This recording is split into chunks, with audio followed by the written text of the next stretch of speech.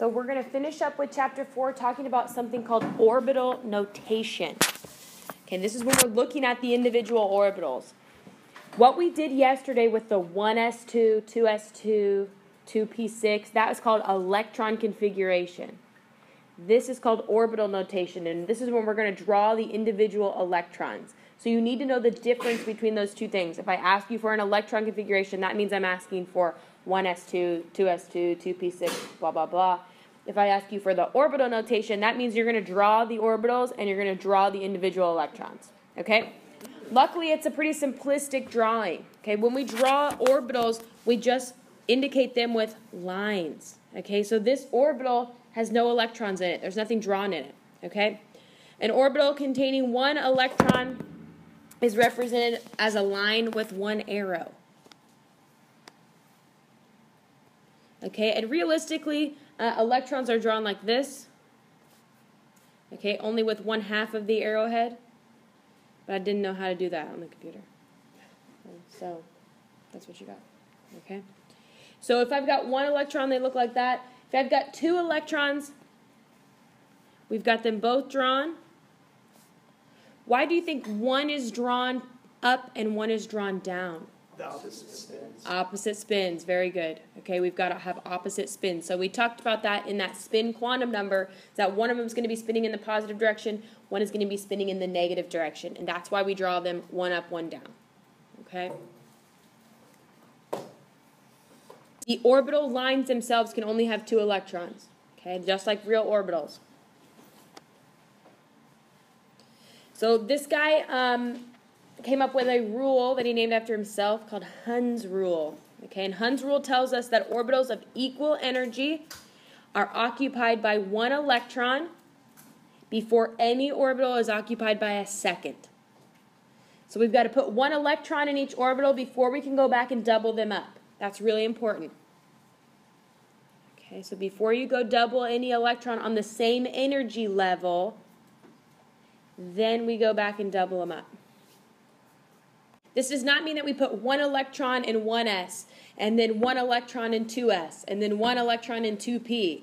That doesn't mean that. We got to fill the 1s orbitals, then we move on to the 2s orbitals, then we move on to the 2p orbitals, and we fill those one at a time. Okay, so we'll see it when we get into the p orbitals that it really makes a difference. Okay? Is it like, instead of putting two electrons in this group, you just put one?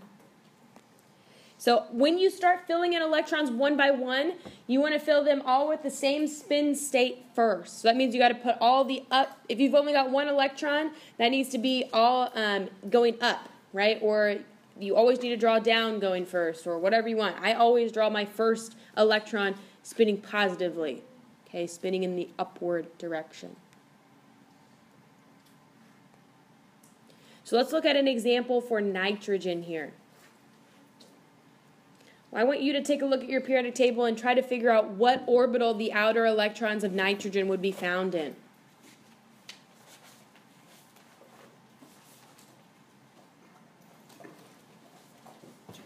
Okay, so take a look at nitrogen and let's think about what orbital we might find the outermost electrons for nitrogen in. So somebody give me nitrogen's full electron configuration. Somebody raise your hand and give me nitrogen's full electron configuration. Remember, that is when you say 1s2, 2s2, blah, blah, blah, blah, blah. Yeah, Stone, what do you think? 1s2, 2s2, 2p6, 3s, or no, 3p3, or 2p3. 2p3, there we go. That's all right. 2p3. I thought we were going to the third one. Okay, so nitrogen's in our second energy level. We're in the p block. So that means we've got 3 electrons that are found in the p orbitals, okay? And we know the p orbitals as a whole can hold 6 electrons, but each individual orbital can only hold 2. So how many individual orbitals have to be in the p block? 3, right? If we need each of them to hold 2, and then we need to have 6 total, we need to have 3 orbitals that can each hold 2 electrons within that p block. Does that make sense? Okay, so let's look at what the orbital notation looks like for nitrogen. Okay, this time they put their orbitals in little boxes. That's fine. Normally we just see lines. Okay, no big deal. But this is what our orbital notation looks like for nitrogen.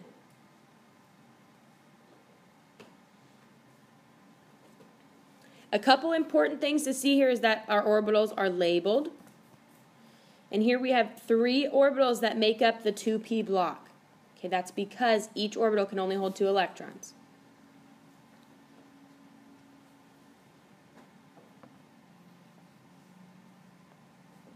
We can always count electrons also to check ourselves. So how many electrons should a neutral nitrogen atom have?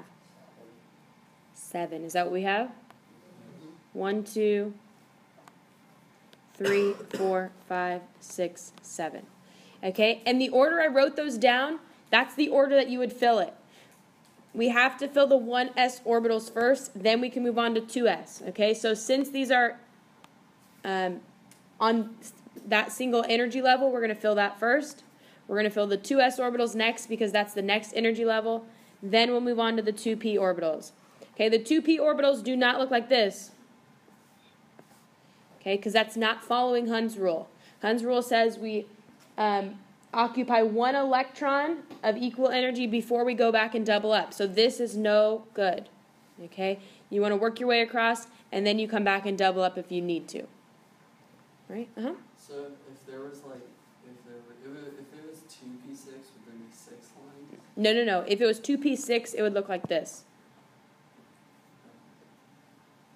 Yep. Good question. So they like went through and put all the up arrows, and then they needed 2 more, so they started at the beginning.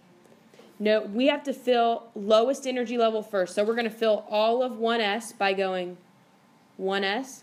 Then we move on to 2s, and we do both of those because we have to fill those orbitals first. Once we get to 2p, that's 1 orbital of single energy. So we're going to fill them 1 by 1, and then we'll go back. Okay, so we'll fill the 1s, fill the 2s. Then when it gets to 2p, we'll work our way across. 1, 2, 3, and if we have to go back, 4, 5, 6. Okay? So the 2 electrons have to be opposite? Have to be opposite spins. But here, since you have an up electron first, all of these, when you put them in first, should be up electrons. They should have that positive spin state. And since there's an odd number of it, then that's why it's only up arrows? Yeah, if it was, if we only had 2p2, it would look like this as well. We're going to fill them starting at the beginning, but they have to be filled with the same spin first, and then we go back and we do the opposite spin. Okay? So if you had 2p4, 1, 2, 3 boxes, and then 4. If it was 2p4, it would look like this. Okay? Because the p orbitals can only contain 6 electrons. Okay, so then after that, where would we move? What would be the next orbital that we fill? 3s. 3s orbitals. That would be the next that we fill. And then the next one we would go is 3p. And then what would we do after 3p? 4s. Then what would we do? 3d. And how many orbitals can the d orbitals have? 5. They can have 5 orbitals. So the 3d orbitals would have 5 lines. Okay? Whether you fill an orbital or not, it still has to be drawn. So if it was 3d1, okay, let's see an example here. If this was 3d1, I would still say 1, 2, 3, 4, 5, and I'd write 3d underneath, and it would look like that. Okay, so even if you don't fill the orbitals, they have to be drawn. Okay. All right, let's try some orbital notation. Let's start with boron. Let's try orbital notation for boron. Okay, so I like to write all my orbitals out first, so tell me what is the orbital we should be ending with here? 2p. So that means we need to have that means we need to start with 1s orbitals. We're going to have a 2s orbital, and we're going to have a 2p orbitals, which has 1, 2, 3 orbitals within it. Okay, so I like to start there by drawing all my orbitals. Then I'm going to go back and fill my electrons. So I have to fill the 1s orbitals before I can move on. I have to fill the 2s orbitals before I can move on. And how many electrons are going to be found in the 2p orbitals? Just one. So we're going to go just right there. Okay, we have to fill the lower energies first. and then we can move on. So this was Aufbau principle, saying that the lower energies had to be filled first. This was Hund's rule, saying we have to go same spin. Okay, fill them by the correct spin. Questions there with boron's orbital notation? Okay, good. Let's try fluorine.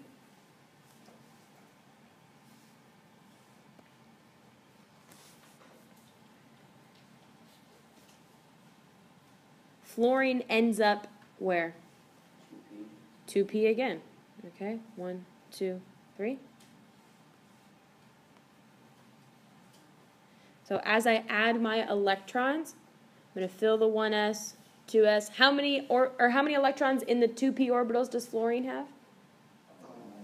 5. So it goes like this. 1, 2, 3, 4, 5. Okay? Watch how I fill those in one more time. 1, 2, 3, 4, 5. Okay? You will notice that I did not do this. Oops. 1, 2, 3, 4, 5. That's not the correct way to fill it in. Even though it gives you the same final answer, you will get in trouble if you miscount and you don't fill them in correctly. Go all the way across, then come back. Okay? Okay. I understand that your final answer looks the same. But if you get used to filling them in, 1, 2, 3, 4, 5, 6, and then you leave 2 orbitals empty, that's no good, okay, because you're done with your electrons. So make sure you go all the way across, then come back. Very good. Questions here? Okay, try neon by yourself.